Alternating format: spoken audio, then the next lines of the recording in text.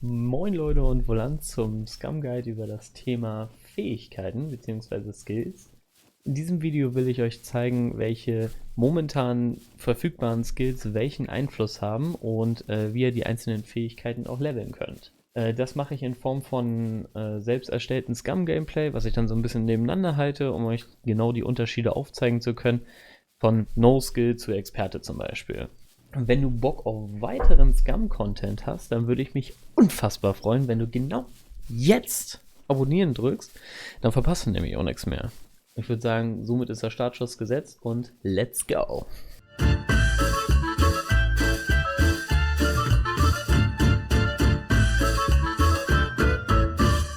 Beginnen wir mit der Fähigkeitenauswahl.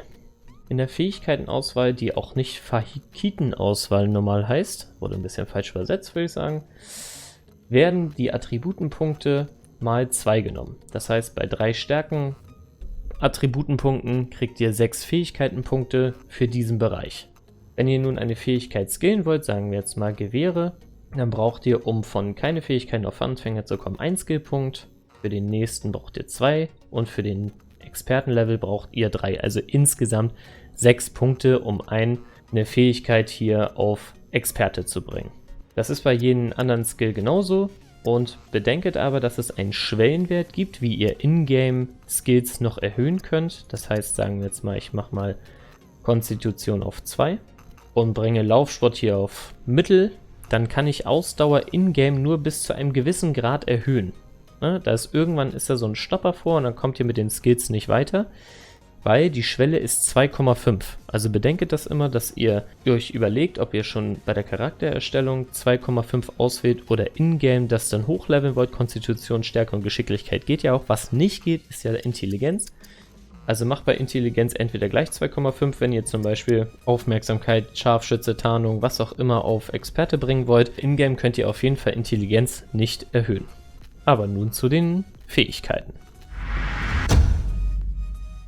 Schlagen beeinflusst die Attackengeschwindigkeit, die möglichen Kombinationen während des Schlagens und die Blockierwirkung, wenn euch jemand schlagen will. Erhöhen tut ihr das natürlich durch Schaden an Spielern und NPCs. Der Gewehre-Skill ermöglicht euch schnelleres Nachladen, das Handling wird schneller, das heißt ihr zielt schneller und zieht schneller zurück. Der Rückstoß wird geringer und die Schussgenauigkeit mit den Gewehren wird erhöht. Dementsprechend der gesamte Gewehre-Skill ist für mich einer der wichtigsten und erhöhen tut ihr den mit logischerweise Schaden an NPCs und Spielern mit Gewehren oder Armbrüsten.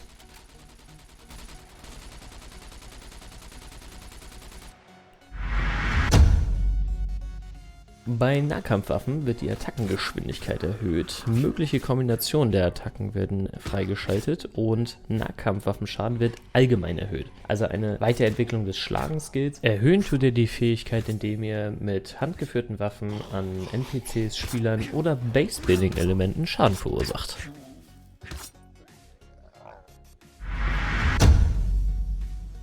Die Handfeuerwaffenfähigkeit ist genauso aufgebaut wie Gewehre. Es beschleunigt eure Nachladezeit, das Handling wird erhöht, das heißt Zielen und Vorbereiten, der Rückstoß wird verringert und die Schussgenauigkeit mit den Handwaffen wird erhöht. Die Fähigkeit verbessern könnt ihr, indem ihr mit Handfeuerwaffen Schaden an Spielern oder NPCs macht. Die Fähigkeit Bogenschießen erhöht euch selbstverständlich wieder einmal die schnelleren Ladezeiten, die schnellere Zielgeschwindigkeit und je besser eure Fähigkeit ist, desto bessere Bögen könnt ihr benutzen, bis zu #100 Bögen. Insbesondere bei der Haltezeit beim Ziehen bemerkt ihr den Bogenschießen-Skill. Wie ihr den Skill erhöhen könnt, ist, indem ihr auf NPCs, Spieler oder Base-Building-Elemente schießt. Die Fähigkeit Laufsport lässt euch schneller joggen und laufen. Je nach Skill-Level erhöht sich ein Buff von bis zu 15% auf euer Jog- und Lauftempo. Des Weiteren bekommt ihr einen bis zu -30%igen Ausdauer-Verbrauchs-Debuff. Erhöhen könnt ihr den Skill logischerweise durch Joggen und Laufen. Da nicht nur der Laufsport-Skill, sondern auch die Geschicklichkeit in die Geschwindigkeit des Jog- und Lauftempos mit reinspielt, habe ich da mal einen Rechner für euch zusammengebaut, den ihr gerne bei mir auf dem Discord benutzen könnt, um eure Lauf- und Joggeschwindigkeit zu errechnen. Bevor ich Ausdauer erkläre, merken wir uns für dieses Beispiel einmal die 670 Kalorien Energy und die 479 Milliliter Wasser, weil der Ausdauer-Skill beeinflusst den Verbrauch von Wasser und Energie während des Laufens. Dementsprechend haben wir jetzt hier einmal No-Skill ausgewählt für Ausdauer und gucken dann einmal, bei wie viel er landet, wenn wir am Ziel angekommen sind, und beim nächsten Experten-Skill gucken wir dann, wie viel er da verbrauchen wird. Nun gucken wir das gleiche Beispiel mit dem Fähigkeitenlevel Experte, und währenddessen kann ich nochmal sagen, dass der Ausdauer-Skill auch noch die Ausdauerregeneration beeinflusst. Das heißt, je höher der Level ist, desto besser regeneriert ihr auch Ausdauer.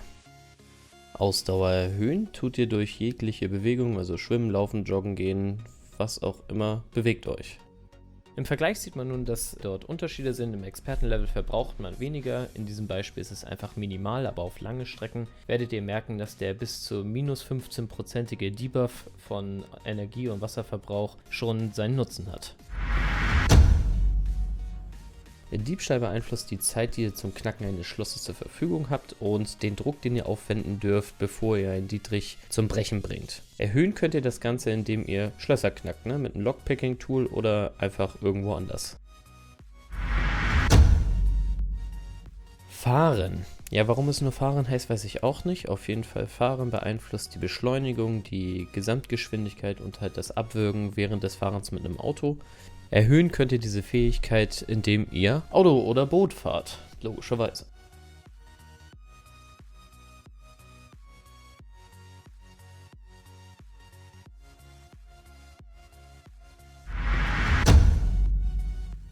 Sprengstoffe beeinflusst auch wieder die Zeit und die Versuche, die ihr habt, um eine Bombe zu entschärfen. Außerdem schaltet ihr verschiedene Sprengstoffe zum Craften frei, und je höher eure Fähigkeit ist, desto mehr Schaden macht ihr, desto größer ist der Radius eures Triggers und desto besser ist die Qualität eurer Sprengstoffe.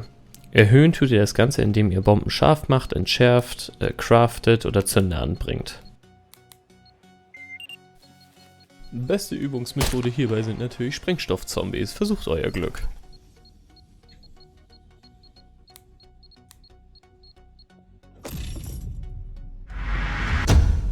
Nun zu meiner Lieblingsfähigkeit, dem Werfen. Das Werfen habe ich so oft getestet in verschiedenen Variationen. Ich habe einfach keine nennenswerte Beobachtung feststellen können. Von daher ist Werfen für mich einfach nutzlos. In der Theorie jedoch beeinflusst es die Sichtbarkeit des Zielpunktes, die Treffgenauigkeit und die Wurfgeschwindigkeit. Verbessern könnt ihr den Skill natürlich durch Werfen von Gegenständen auf andere Spieler oder NPCs. Die Fähigkeit Motorradfahren ist analog zum Fahren auch mal richtig betitelt worden mit Motorradfahren und beeinflusst genauso wie Fahren halt selber die Geschwindigkeit, das Beschleunigen und die Höchstgeschwindigkeit beim Motorradfahren. Verbessern tut ihr diesen Skill natürlich, indem ihr Moped fahrt. Warum Motorradfahren jetzt separat ist, verstehe ich nicht hundertprozentig, weil dann müsste auch für mich Schifffahrt auch noch separiert werden. Aus meiner Sicht könnte alles in einem Skill, der Fahren heißt, bleiben.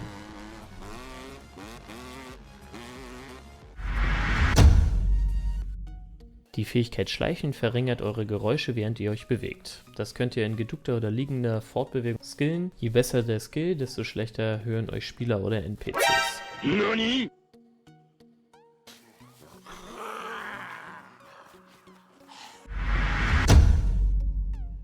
Aufmerksamkeit ist die Fähigkeit, mit der ich am meisten zu tun hatte. Und zwar habe ich hier einiges versucht nachzustellen, denn es sind mehrere Aspekte, die hier mit reinspielen. In diesem Beispiel ist es, dass ihr, wenn ihr Items sucht, auch mehr Items findet, je höher eure Aufmerksamkeit ist.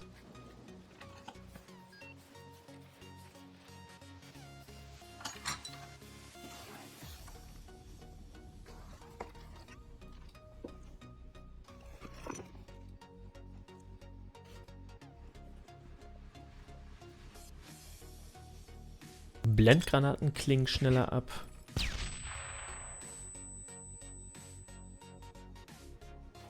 Ihr könnt über eine höhere Distanz Dinge, die ihr vergraben habt, sehen.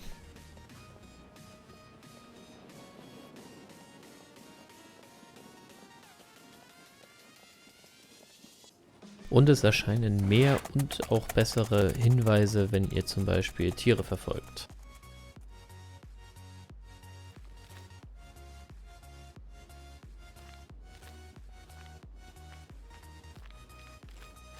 Jedoch im Gegeneinanderspiel von Aufmerksamkeit gegen Tarnung konnte ich genau dieses Szenario nicht reproduzieren und habe daher dieses Video von GAM offiziell genommen, um euch zu zeigen, dass je höher die Tarnung ist, ihr schlechter zu sehen seid und je besser die Aufmerksamkeit ist, ihr die Gegner besser sehen könnt. So die Theorie.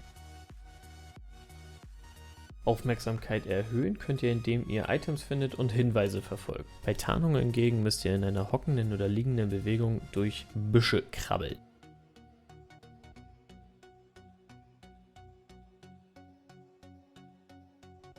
Außerdem, je höher eure Aufmerksamkeit ist, desto besser hört ihr auch gegnerische Spieler, was ihr im folgenden Beispiel auch hören werdet.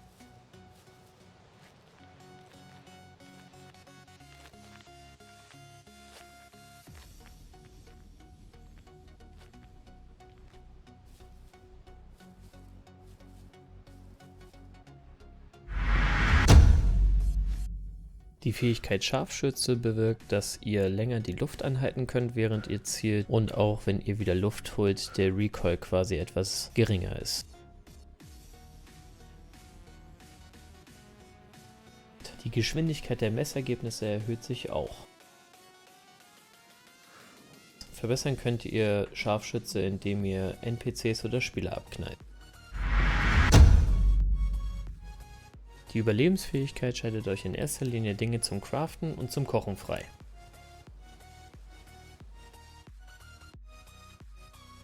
Jedoch beeinflusst sie auch die Zeit, die ihr zum Craften braucht, an sich.